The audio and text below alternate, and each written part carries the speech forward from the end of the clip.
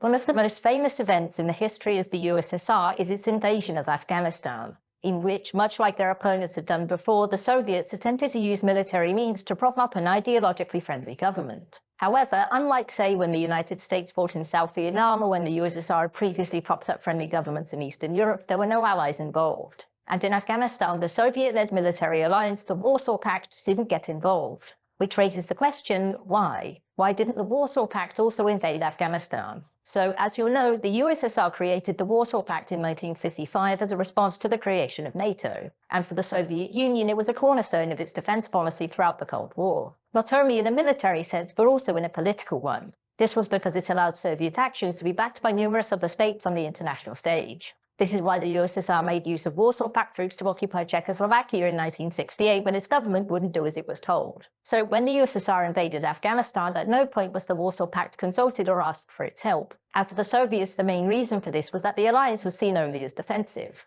As far as the Soviet military was concerned, the Warsaw Pact was a speed bump for NATO. And by taking troops from these countries and deploying them to Afghanistan, this would weaken their primary defense, and would have theoretically left an opening for an attack. Another reason was that the USSR wanted to prove that it could do it alone. Many in the Soviet army feared that their international reputation was diminished. And so, by being able to deploy hundreds of thousands of troops for a long period, it would remind the world that the USSR was still a superpower. And also, it didn't care about how the invasion looked internationally. Unlike Czechoslovakia, the USSR was happy to look like it was doing it entirely for its own purposes and that the rest of the world could do nothing about it. Another problem when it came to the Warsaw Pact heading to Kabul was that their ability to help out was limited. The militaries of countries like Poland and East Germany were designed around holding off NATO until the USSR arrived, and thus those in charge didn't have the know-how or ability to fight a counterinsurgency. Furthermore, the most advanced equipment in the Warsaw Pact belonged to the Soviet Union, and so the Warsaw Pact could only really provide men, something which the USSR simply didn't need more of. The final and most important reason was that the USSR likely couldn't have used the Warsaw Pact due to the ongoing stability issues they were having. Most of the people in these countries weren't exactly happy with the presence of Soviet troops there,